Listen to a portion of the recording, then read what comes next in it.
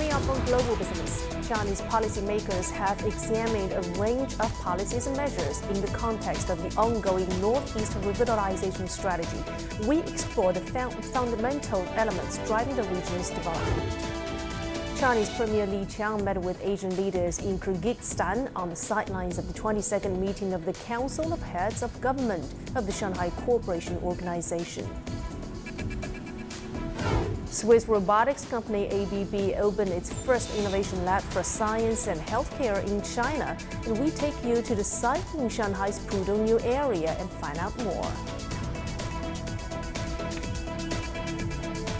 From CGTN headquarters here in Beijing, this is Global Business. I'm Lily Lu. The Politburo met on Friday to reveal a proposal for full revitalization of Northeast China. The meeting was chaired by General Secretary Xi Jinping. This year marks the 20th anniversary of the strategy for revitalizing Northeast China.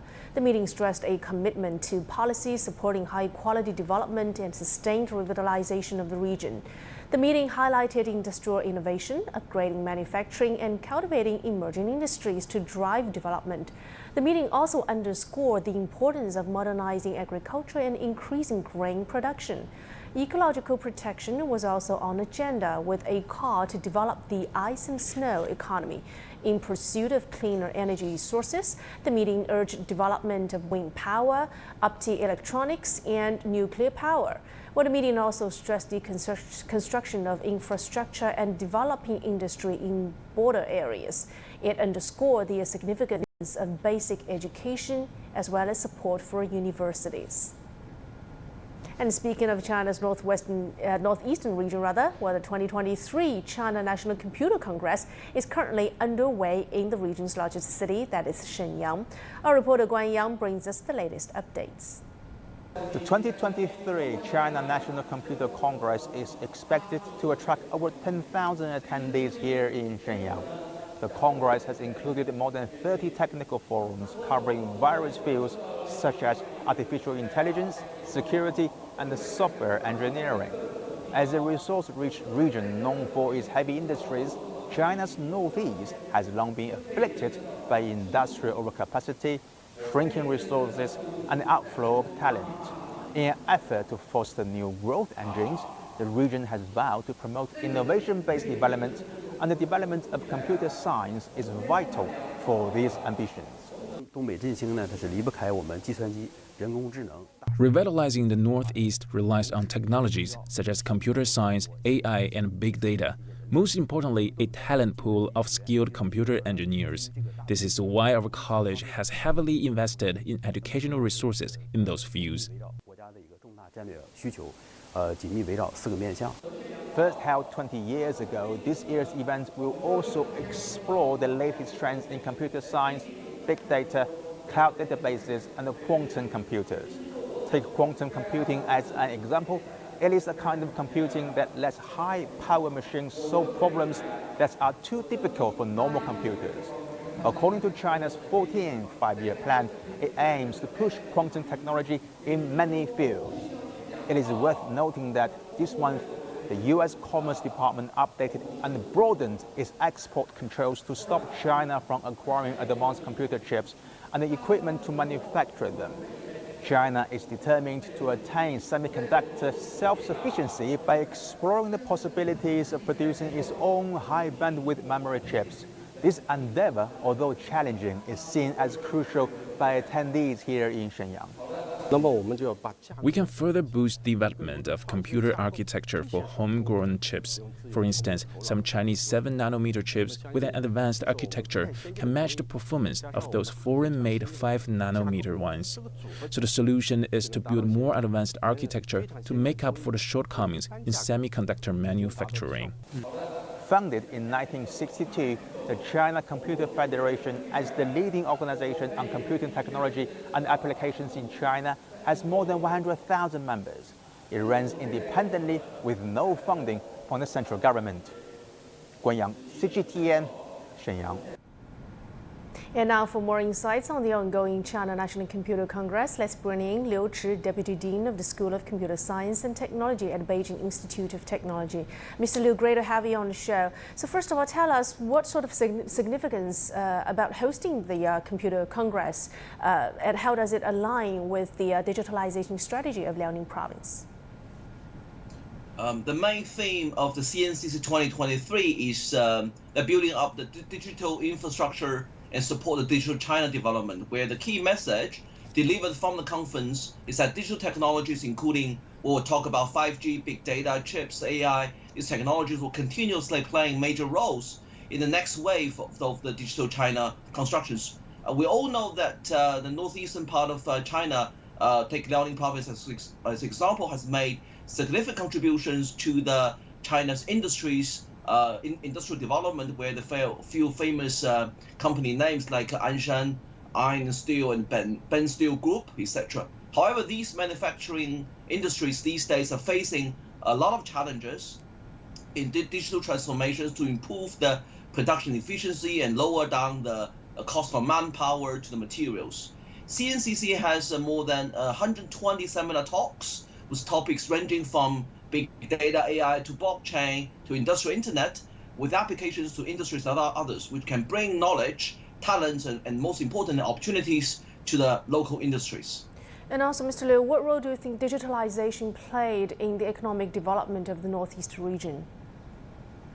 The Northeast Chinese region has been the main base for state-owned enterprises, however, has struggling for revival since 2014. Liaoning, the most populous of the three, with the economy making up half of the regional strength, posted negative growth in 2016 and coming up positive in 2017, the GDP growth. As what President Xi Jinping has stated, building up this region's existing industry foundation, it must diligently advance the high quality development of advanced manufacturing, expedite the upgrade of traditional industries, and harness the power of technology innovations. I would like to give an example of this. Industrial Internet, which connects the endpoint manufacturing equipment via 5G to collect the industrial-related whole life cycle data, to store and process via big data technology, and then form digital twins to accurately optimize the production process and predict the health condition of the equipments via AI. In this way, manpower is saved and production efficiency is significantly improved. Wow, and also let's talk about the cooperation in this area. So within the Belt and Road framework, we know that digitalization is a crucial element. And according to, as some experts point out, this is going to fundamentally transform the way infrastructure cooperation is conducted. What is your view on this? We talk about Belt and Road Initiative, we have to talk about international cooperation, which is quite essential. CNCC is hosted mainly by CCF, but also by ACM in the US, IPSG in Japan, KSSAE in Korea, whose leaders are coming over to Shenyang to deliver keynotes. And we see lots of international experts from universities and institutions worldwide come over to share the latest research outputs and possibly foster potential research collaboration with local Chinese counterparts on specific challenging topic. I think it's quite essential for the audiences in Shenyang to learn and to deliver the knowledge. This is exactly how this conference will help the Belt and Road Initiative for the healthy and fast development of international cooperation. Great insights. Thank you so much. That's Mr. Liu Chi, Deputy Dean of the School of Computer Science and Technology, Beijing Institute of Technology. And still to come here on Global Business. Chinese Premier Li Qiang met with Asian leaders in Kyrgyzstan on the sidelines of the 22nd meeting of the Council of the Heads of Government of the Shanghai Cooperation Organization.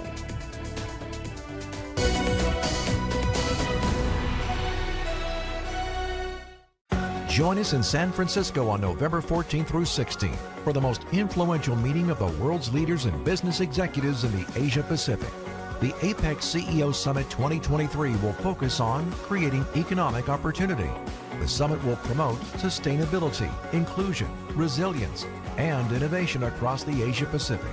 Don't miss your chance to be part of the conversation. Request your invitation at apecceosummit2023.com.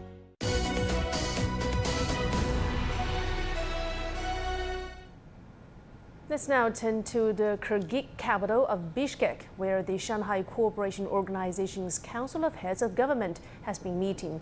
On the sidelines of the event, Chinese Premier Li Qiang met with his counterparts from Belarus, Mongolia, Tajikistan, Iran's first vice president. Speaking with Belarusian Prime Minister Roman Golovychenko, Li said that China is willing to deepen cooperation under the Belt and Road Initiative, and he welcomed a deepening of the two countries' all-weather comprehensive strategic partnership. Golovychenko said that Belarus firmly supports China's core interests and is willing to deepen cooperation to develop a multipolar world. In meeting with Mongolia Prime Minister Ongin Erdini, Li said that China is willing to strengthen cooperation in various fields. He supported multilateral cooperation to drive development and revitalization in China and Mongolia. And also, the Mongolia head of state said that Mongolia firmly abides by the One China principle, and it is willing to continue to promote Belt and Road cooperation with China to push relations to a higher level. Premier Li also met with Tajik Prime Minister Kolka Rasokzoda. Li said that China wants to implement the agreements made at the China Central Asian Summit and build a China-Tajikistan community with a shared future. Rasokzoda said that Tajikistan is willing to consolidate its friendship with China and continue to deepen comprehensive cooperation between China and Central Asian countries. Li Qiang told Iran's first vice president, Mohammad Moghbeh, that China is willing to strengthen mutually beneficial cooperation. China wants to increase people-to-people exchanges and promote China-Iran cooperation to achieve new results. Moghbeh said that Iran is willing to strengthen Belt and Road cooperation with China and promote in-depth development of the Iran-China relations. An Iranian delegation attended the SCO's heads of government meeting in Kyrgyzstan. As a new full member of the bloc, Iran considers the meeting an opportunity to strike agreements. Ishhan Kivani reports from Tehran. In July this year, Iran was accepted as a full member of the Shanghai Cooperation Organization known as the SCO. The Eurasian Multilateral Bloc is the largest regional grouping in terms of geographic scope and population. Iran is under harsh economic and financial sanctions and is working hard to reduce their impact. A new order is being formed in the world and across the region. The world is in transition from unipolarity to multipolarity. Countries are therefore forming new bilateral and multilateral relationships. The SCO is becoming a global force thanks to its members' economic power, along with the presence of two permanent members of the UN Security Council, China and Russia. Iran's vice president has emphasized Tehran's desire to make best use of its SCO membership ahead of the 22nd meeting of the Council of Heads of Government in the Kyrgyz capital, Bishkek. There are very high economic capacities among the SCO members. We have our own capacities in Iran as well. I believe Iran's membership in the organization can greatly enhance economic relationships. According to official statistics from the Iranian government, from March to September this year, the trade volume between Iran and SCO members witnessed a more than 40% increase compared to the similar period in 2022, reaching nearly $22 billion. One of the key objectives for Iran in the SCO is to provide transit opportunities to member states for the north-south and east-west corridors, but there are possible alternatives. Iran is also attempting to become an active party to the international north-south transport corridor, which ties India to Europe via Iran, Central Asian countries, and Russia. And the SCO could provide a promising platform for Tehran to achieve its goals. Ehsan Kevani, CGTN, Tehran. Chinese Foreign Minister Wang Yi is on a 3-day visit to Washington, meeting with the U.S. Secretary of State Blinken. Wang says despite disagreements and differences, China and the U.S. share important common interests and face challenges that they need to respond to each other. For the latest on Wang Yi's visit, our Jim Spellman has more.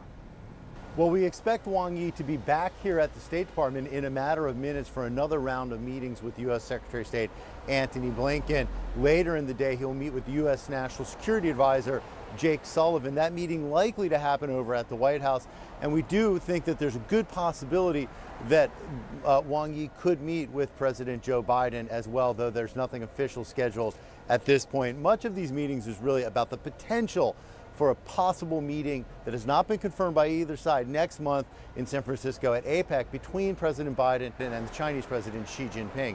Now, yesterday here at the State Department, Wang Yi really set the tone for this meeting in that soundbite we heard, talking about the need for better communication.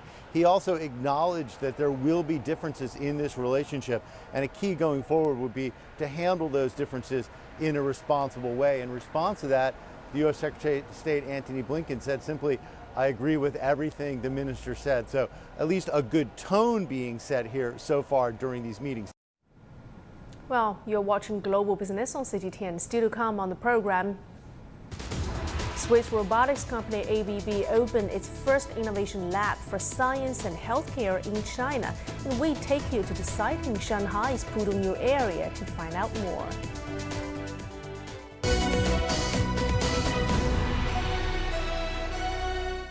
The world economy as we know it is about to change. Global business reports highlight emerging markets, developing countries, and dynamic sectors worldwide. We feature top analysts and newsmakers to provide perspectives on every facet of business. From an on-the-ground perspective, we provide you with balanced and objective assessments. Fast, sharp, and insightful. Global Business, only on CGTN.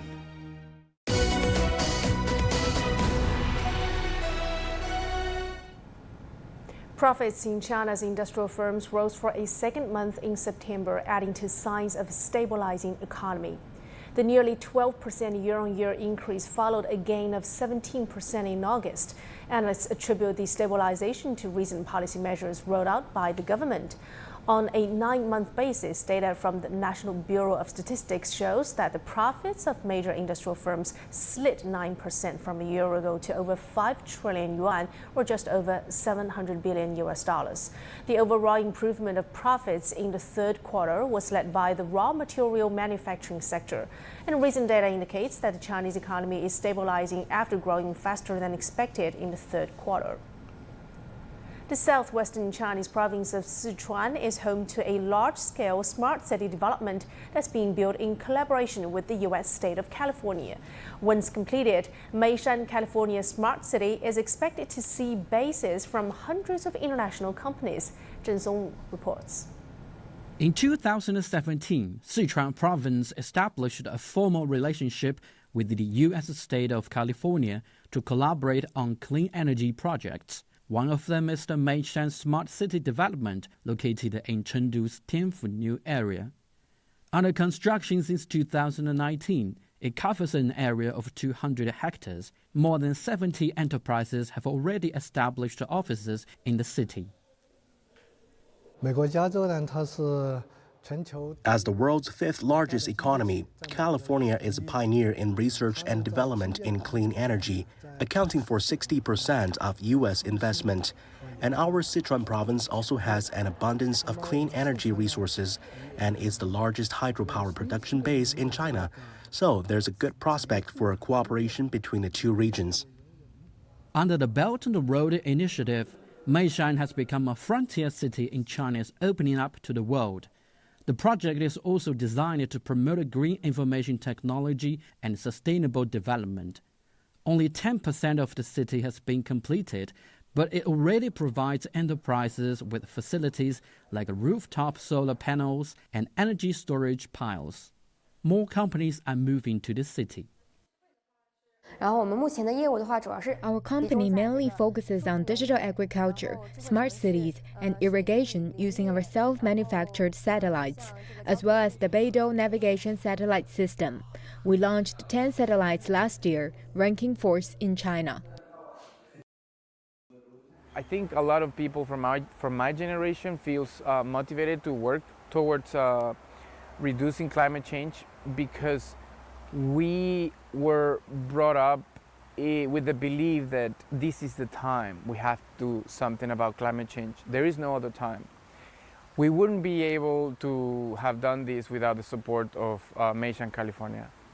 Meishan California helped us, was the first incubator that approached us and really liked our idea and really helped us from the very beginning with an office and resources and valuable support.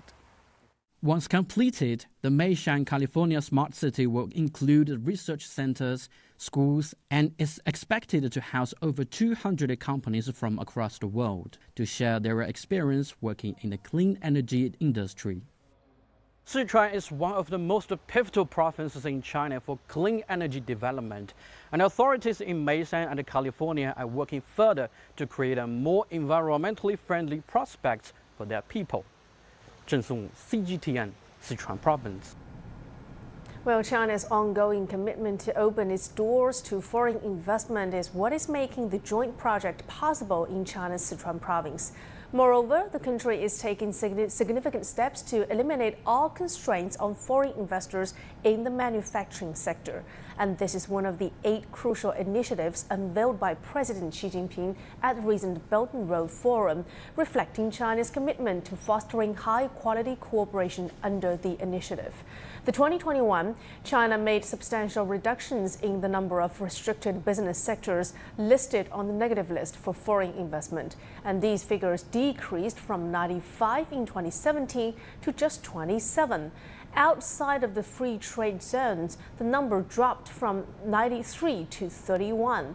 Well, the most recent data reveals a remarkable trend, with nearly 1/3 of foreign direct investment inflows into China during the first 9 months of the year flowing into the manufacturing sector. And speaking of manufacturing, Swiss robotics giant ABB on Friday opened its first innovation lab for science and healthcare in China, in Shanghai's Pudong area. Our reporter Zhang Shixuan was there and finds out more. Picking up the sample, adding some reagents, and putting it into the analytical machine. In a series of movements, this robot has completed the tasks for drug testing. And this is just one of the robotics applications in pharmaceuticals on display here, the Innovation Lab for Science and Healthcare that opened today. Robots here are already able to do multiple tasks including drug R&D, mixing different injection medicines in required proportions, and medicine distribution. Move all the blocks on the AGV card to the center of table 2. The goal is to develop more applications with more local companies for the medical care sector, which requires more precise technologies. If you are in a laboratory and you are doing analysis, you may do a couple of analyses with the procedure, but then you need to change. So there's a lot of changes of procedure, so the robots need to be very flexible. So this agility and mobility of the robots is very different than in a factory. They're always doing the same thing. Here they need to move around, they need to change. And of course the processes, some of them need to be quite accurate. When you are dosing the exact quantity or you are weighting the exact quantity, because it's about chemicals and things need to be exact. One of the advantages of opening a lab in Shanghai's Zhangjiang area is that it's near a large number of tech and healthcare firms. The Swiss robotics giant today also signed cooperation agreements with 2 companies. One of them is a China-based tech developer that specializes in developing smart solutions in various industrial applications. The demand for robotic solutions comes from a need for efficiency and reliability in drug innovations. You need to make sure your developing methodology and process is well tested and approved. We need to work together with ABB. On the ABB side, they confirmed the reliability of the hardware, and we guarantee the process. All these softwares, algorithms, models are guaranteed. For some of these typical usage scenarios like high-through screening, it may improve like 10 to 30 times or faster than human labor reaction. Is important because in the past you need 10 years to finish the one pipelines of the drug, $1 billion US, 10 years. Foreign direct investment in China's manufacturing sector in the first 3 quarters of the year amounted to more than 260 billion yuan, with FDI in high-tech manufacturing sector up almost 13%. To help build on that growth, China has just taken a step to remove all restrictions on foreign investment access to its manufacturing sector, underscoring its commitment to a more open business environment. Robotics in life sciences and healthcare is still at the beginning, so the number of robots there compared to automotive are very low. But the drivers for the need for robotics there are very, very large and unstoppable. So we really see that the mid and the long term, this is going to be a very important industry for us. And China, however, is very advanced already, as in many aspects. Here, the level of automation and the advancement of automation, even in this early stage of healthcare, is more advanced than in the rest of the world. More than 90% of robotics for Chinese clients from ABB are now produced in China. In 2019, the company opened its first innovation lab for medical use in the United States. And now, with Pudong taking up 40% of the biopharma industry output in Shanghai, the area has become a go-to place for the robotics giant. Zhang Shixuan, ICS for CGTN, Shanghai. And switching gears to this year's Wuhan Fashion Industry Exhibition, where one brand stands out. The brand Weijie was founded by 61-year-old Wei Lin, who, until 8 years ago, was still a homemaker. Huang Jun has more. 100 Weijie designs went on show at the Fashion Industry Exhibition in Wuhan this month. Among them were high-end dress collections, urban and leisure wear, and a collection for parents and children. I started my business at the age of 53 because I made up my mind to do something that I was fond of. Now I'm almost 62 years old. Wei Lin first focused on custom designs for middle-aged and older women. My body shape was not perfect enough. 7 years ago, I weighed 80 kilograms and was 1.62 meters tall, so I felt that I would not have suitable clothes anymore. However, I love to wear beautiful clothes, so I decided to design them for myself. Wei Lin didn't expect other people to like the clothes she designed for herself. She started with a small workshop the size of a bedroom. Today, she runs a 3-story studio covering 2,300 square meters and employs 45 people. The studio houses 3,000 sample garments. I have known Wei Lin for over 6 years, and I have been walking the runway for her brand almost every year. During these years, I have witnessed Wei Lin's clothing business becoming more and more prosperous. I'm really afraid of feeling regret as I get older and lie in bed, for I have achieved nothing and do not have what I want.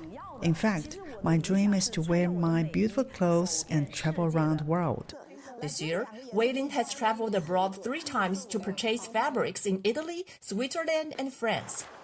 She believes the fabric is the soul of clothing, and the pattern, texture, and quality are crucial elements. Weijie designs are known for the diversity and uniqueness of their fabrics.